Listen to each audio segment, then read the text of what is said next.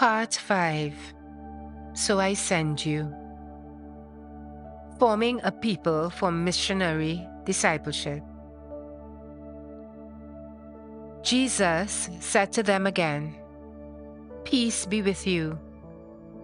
As the Father has sent me, so I send you."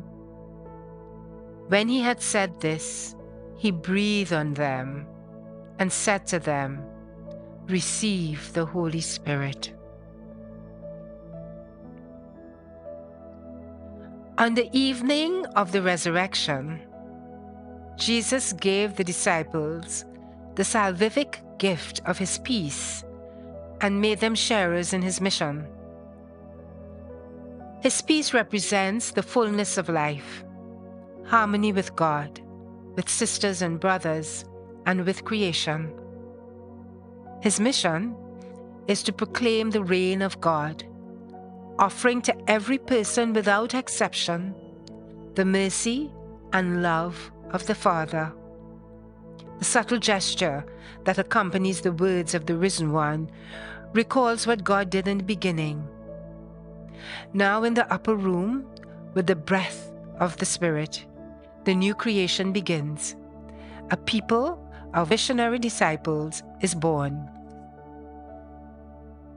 The holy people of God require proper formation so that they can witness to the joy of the gospel and grow in the practice of synodality. First of all, in the freedom of sons and daughters of God in following Jesus Christ, contemplated in prayer and recognized in those who are poor. Synodality implies a profound vocational and missionary awareness. The source of a renewed way of living, ecclesial relations, and new dynamics regarding participation. It also means adopting the practice of ecclesial discernment and a culture of ongoing evaluation. These cannot come about unless accompanied by focused formation processes. Formation in synodality and the Church's synodal style will make people aware that the gifts received in baptism should be put to use for the good of all. They cannot be hidden or remain unused. The formation of missionary disciples begins with and is rooted in Christian initiation. In each person's journey of faith, there is an encounter with many people, groups, and small communities that have helped foster their relationship with the Lord and introduce them in the communion of the church. Parents and family members, godparents, catechists and educators, liturgical leaders and those providing charitable services, deacons, priests, and the bishop himself.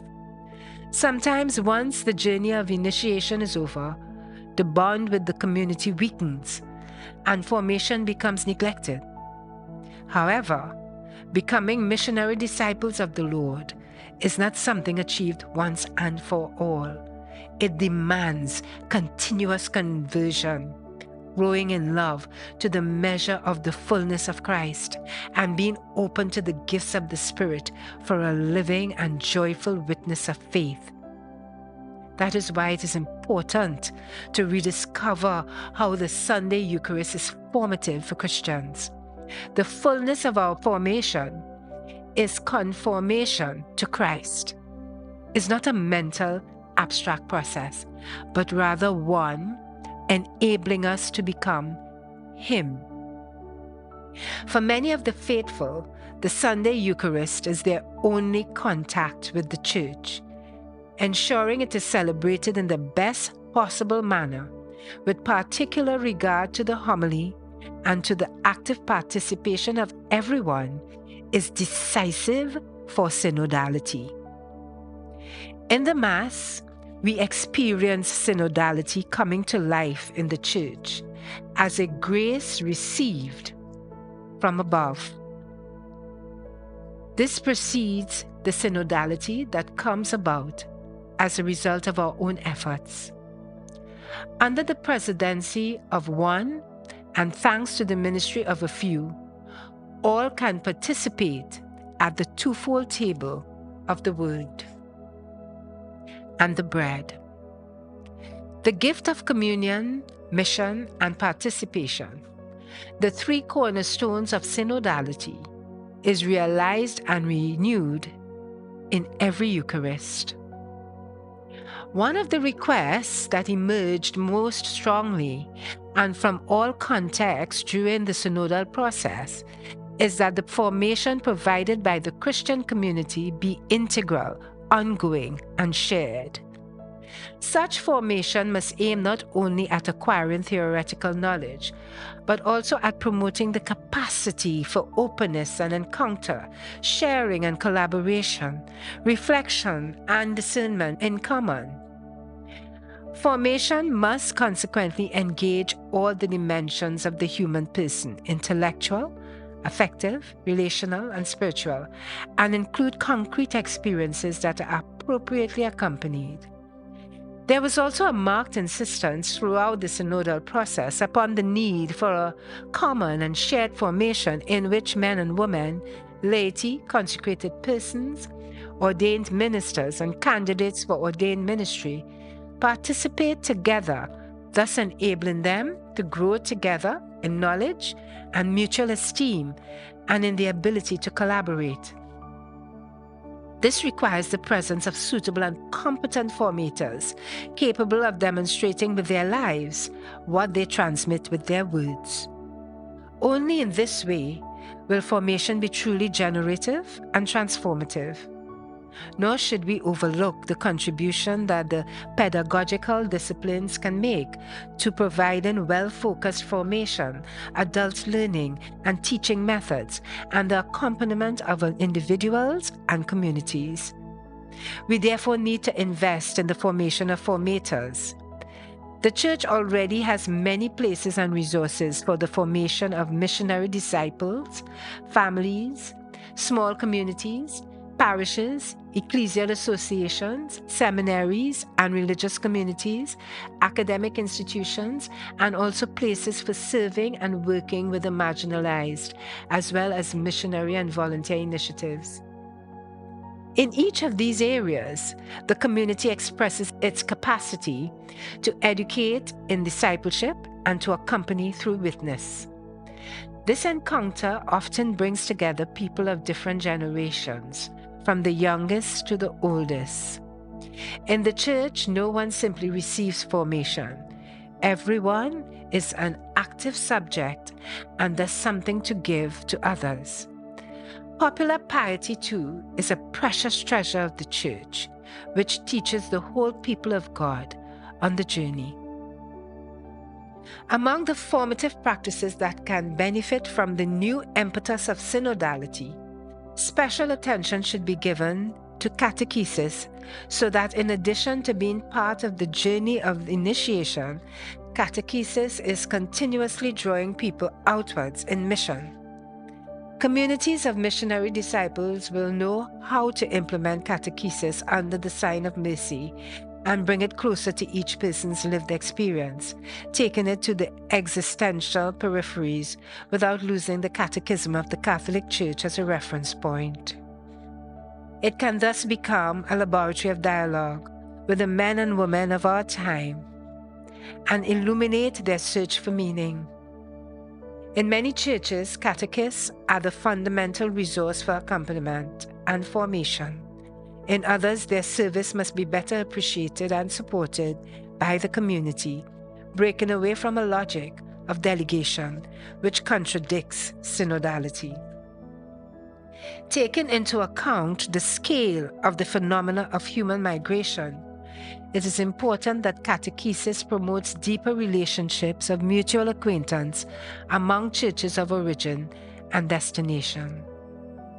In addition to specifically pastoral settings and resources, the Christian community is present in many other places of formation, such as in schools, vocational training, colleges, and universities, as well as where people are formed for social and political communities, and in the worlds of sport, music, and art. Despite the diversity of cultural contexts, which determine very different practices and traditions. Catholic-inspired formation centers are increasingly finding themselves on the front line of a church that is always moving outwards in mission. Inspired by the practices of synodality, they can become fertile contexts for friendly and participative relationships. They become contexts that give witness to life. In them, the skills and organization are above all lay-led, and the contribution of families is prioritized. In particular, Catholic schools and universities play an important role in the dialogue between faith and culture and in providing moral education and values, offering a formation oriented towards Christ, the icon of life in its fullness. Thus, they become capable of promoting an alternative to the dominant models that are often driven by individualism and competition, thereby also playing a prophetic role. In some contexts, they are the only settings where children and young people come into contact with the church.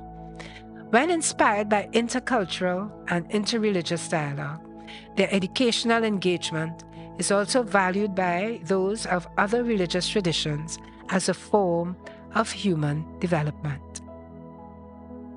Shared synodal formation for all the baptized constitutes the horizon within which to understand and practice the specific formation required for individual ministries and vocations.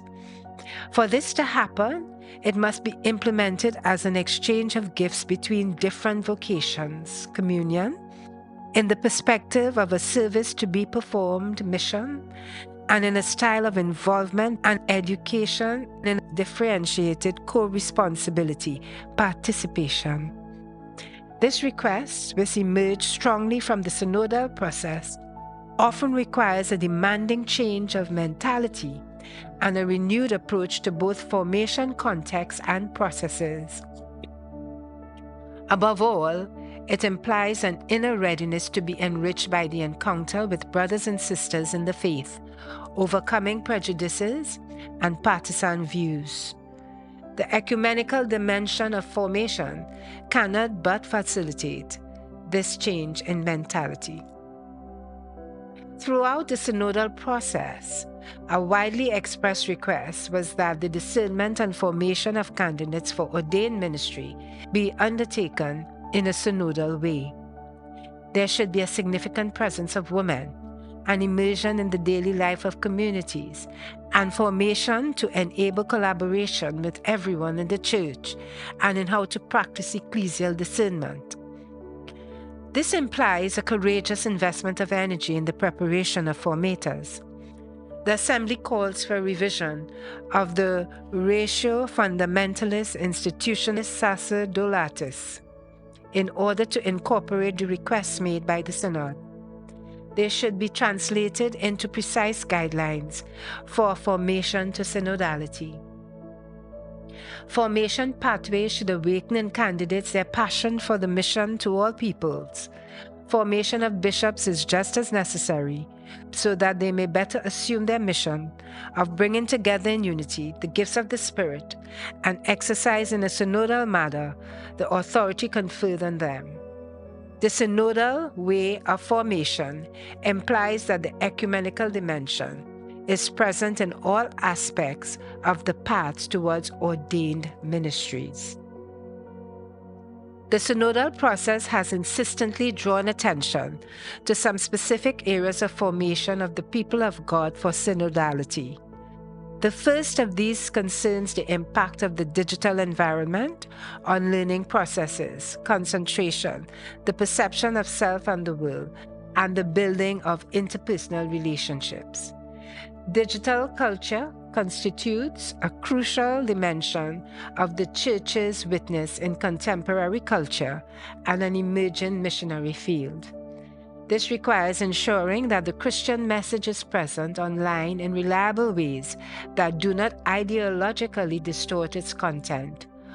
Although digital media has great potential to improve our lives, it can also cause harm and injury through bullying, misinformation, sexual exploitation, and addiction. Church educational institutions must help children and adults develop critical skills to safely navigate the web. Another area of great importance is the promotion of all ecclesial contexts of a culture of safeguarding, making communities even safer for minors and vulnerable persons. The work to equip church structures with regulations and legal procedures that enable the prevention of abuse and timely responses to inappropriate behavior has already begun.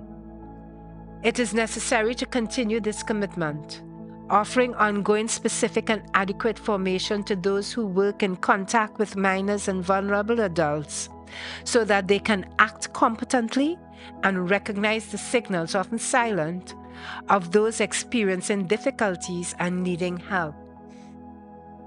It is essential that victims are welcomed and supported, and this needs to be done sensitively. This requires great humanity and must be carried out with the help of qualified people. We must all allow ourselves to be moved by their suffering and practice that proximity which through concrete choices will uplift them, help them, and prepare a different future for all. Safeguarding processes must be constantly monitored and evaluated. Victims and survivors must be welcomed and supported with great sensitivity. The concerns of the Church's social doctrine, commitment to peace and justice, care for our common home, and intercultural and interreligious dialogue must also be more widely shared among the people of God, so that the action of missionary disciples can influence the construction of a more just and compassionate world. The commitment to defending life and human rights, for the proper ordering of society, for the dignity of work, for a fair and supportive economy, and an integral ecology is part of the evangelizing mission that the Church is called to live and incarnate in history.